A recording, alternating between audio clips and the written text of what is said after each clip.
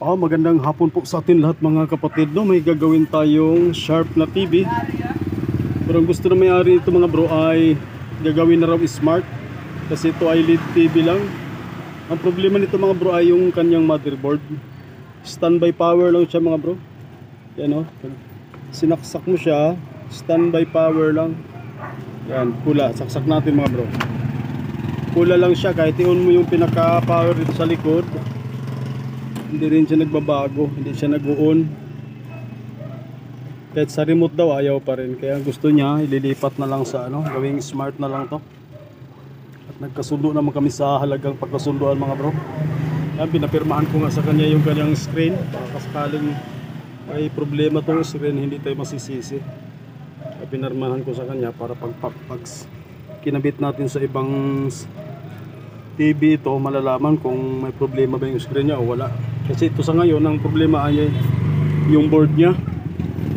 So sasalpak ko na lang mga bro sa ibang na smart TV na para magkaalaman. So update na lang ulit mamaya mga bro. Babaklasin ko lang itong pinaka-screen niya. So tuloy natin mga bro, no? So yung sharp na ginagawa natin na gawin natin smart, dito natin kinabit sa Singbest na smart TV. Yan ang brand niyang pagkabitan natin mga bro, kasi ito lang available natin, nabulol tayo ron ha. So naikabit ko na yung kanyang screen mga bro. Yan ang pang sharp. Ang pinagpaligitan kasi nito galing ito sa basag din na screen, yung Singbest nito. Kaya ito lang available natin na yung tawag nito, available natin na smart TV. Kaya dito natin ikabit mga bro. Yan. Tingnan natin kung wala na ba tayong mabaguhin sa factory setting. Yan, plug in natin mga bro. Yan, standby power na, kita ba dyan? Katago yung standby. Yan, power on lang natin mga bro. Power on natin. Yan, nag-blue na. Yan, kita nyo na blue na, no? Silipin natin yung pinaka-screen. One hand lang muna tayo. Yun, buhay yung screen nya. Ang problema ay solarize at saka baliktad. Sana makuha natin sa factory setting to sa ating remote. Yan mga bro, Singbest. Iba-iba ng mga brand ngayon ng mga TV. Ito lang kasi available ko na smart TV. Kaya dito natin ilagay sa Singbest na smart. Problema, babaguhin pa natin yung So hanapin ko muna yung universal natin mga bro, kasi solarize at saka baliktad yung picture. Okay. Pero mahalaga dyan ay buhay yung kanyang screen. Yan, buhay yung screen nya. Ganyan lang pangit ang kulay kasi solarize siya kung tawagin. Nakukuha natin yan sa factory setting, no? So hanapin ko lang yung ating universal mga bro. At subukan natin ipasok yung service mode nito para makuha natin yung adjustment ng picture na baliktad at saka yung solarize. Yan. Sana mayroong factory setting na para dito. So update na ulit mamaya mga bro.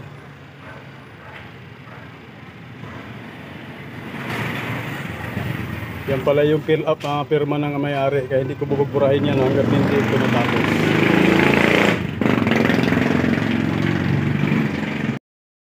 So tuloy natin mga bro, napasok na natin yung factory setting. Ang factory setting nito ay 25 source 2580. Yan, nailagay na natin sa panel setting. So unahin natin sa LPDS mga bro, sa remote ibaba lang natin. Baba yung 8, try natin gawing 7. Ay 6, but 7 kaagad. Gumanda na siya kaagad Ulitin natin. 8, 19, pangit. So baba natin sa 6, maganda. Try natin 5. Todo na sa 5. Sa 6. Yan, sa 6 yan LBDS bit mode 6. Pag ilagay sa 8 kasi pangit ang kulay. Yan. So lagay natin sa 6. Try natin taas daw. So sa 6 talaga maganda. Normal lang 6. Tapos punta naman tayo sa mirror kasi baliktad nga ang picture nito, no? Yan. Sa mirror tayo. Baba natin sa remote. Baba, baba, baba. Yun normal. Baguhin natin mga bro para mabaliktad siya picture. Para bumaliktad. Yan. Yan. Nilagay ko siya sa mirror. Kasi pag normal, baliktad siya. Kaya nilagay natin sa mirror, parehas mirror. Yan. Tumama na yung sulat niya mga bro. So baliktarin na natin yan. Exit lang natin. Yan. Tumama na yung ano kanya. Tumama na ba? Kaya lang parang ano pa rin teka lang, medyo para magulo pa rin ang sulat bakit parang hindi normal baliktad, ulitin pa natin parang hindi maganda, ulitin natin sa panel setting, okay lang natin, bakit parang hindi maganda, baliktad dito try natin yung visa na to, baguhin natin. Try lang natin ibaba. Yan, LBDS format yan. Try natin. Yan, yata ang tama. Ulitin pa natin. Parang hindi tama ang litra. Okay. Balik ta rin ang alang natin. Exit na natin. Baliktarin natin yung TV. Parang hindi maganda yung ano teka. Tapos mula natin mga bro. Parang baliktad yung picture. Baliktad nga sulat. Ulitin natin. Pasukin natin yung menu source. Ulit natin source. 2580. 2580. Hindi tama yung ano parang baliktad pa rin baba natin sa panel setting hindi natin siya na okay, baliktad nga okay, panel setting okay natin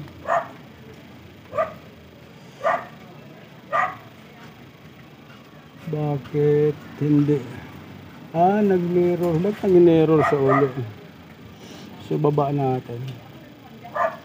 Balagay natin sa normal ulit. Ayun, yan pala, mirror map nakasulat, yan ang normal. Kasi pag binalik natin, pabaliktad, pag binalik pa natin, mirror pero baliktad, ayun. Lagay lang natin sa yan, mirror map, yung nakasulat, yun ang normal na picture.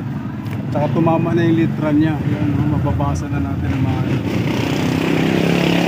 so yan, exit natin. Yan, tumama na yung mga sulat lahat. Kanina parang baliktad na hindi maintindihan. Yan, system format, sync, adjustments, okay, back to reset. Okay, tumama na lahat. Exit natin. Tapos try natin ni-reprogram kasi walang lagyan natin antina mga bro. Tingnan natin kung guwapo na siya. Hindi ko muna burahin yung pirma ng may-ari ng screen. Hanggat hindi pa siya dumating. Lagyan natin antina mga bro, program natin. Yan, try natin ng i-auto-program mga bro. Nilagyan natin antina, pindutin natin menu sa remote.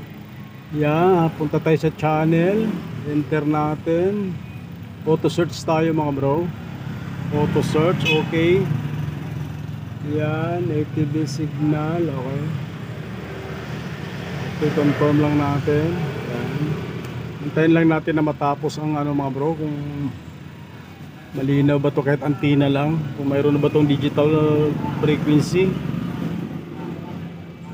Kasi smart na to, sa tingin ko parang wala pa. Analog pa kasi yan, analog. Yan nakasulat analog.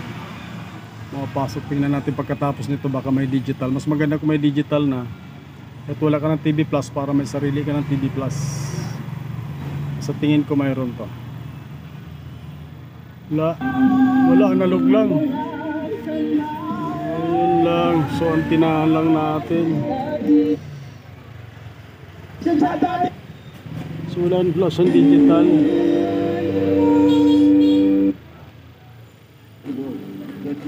Kukunti sa channel pala nito. Bagay, mayroon naman siyang wifi daw. Gusto niya maging ano, smart. Wala siyang digital, no? Wala ka siyang digital. Try nga natin ulit pasukin ang menu. Ulitin natin menu. Menu. Channel. Tingnan natin kung mayroon. Auto search. Wala nga siyang digital.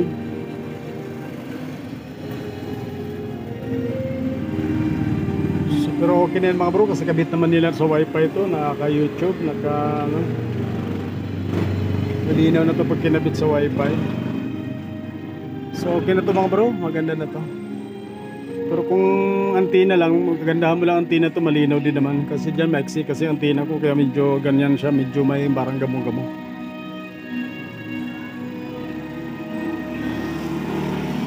Pero okay na yan. Pag mataas antina mo, medyo dadami pang channel na to. Kaya TV Plus.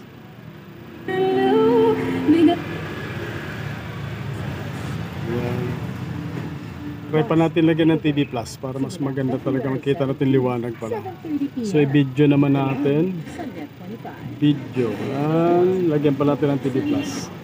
Hanapin ko lang TV Plus mga bro.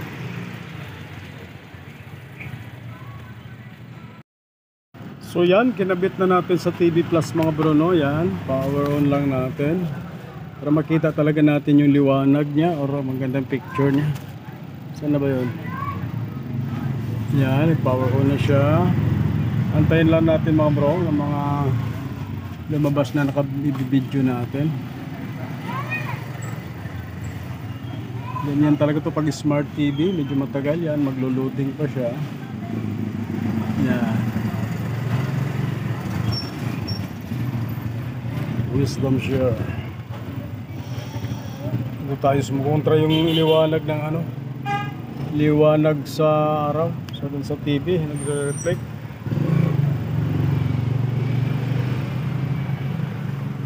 Tagal ah. Yan, mas lumabas pa pala yung application. Yan, nagka-video yan, maganda mga bro. Lipat lang natin ang estasyon kasi mga ma-CPR tayo. Yan, ganyan siya kaliwanag mga bro. Gwapong-gwapo siya. So okay na yun mga bro. So maraming salamat sa inyong panonood sa ating mga in-upload na video mga bro, no? Maraming salamat at magandang hapon sa ating lahat. Gwapong-gwapo na yan. Parang positive na lolo. Nasa ba? Lasang masahan.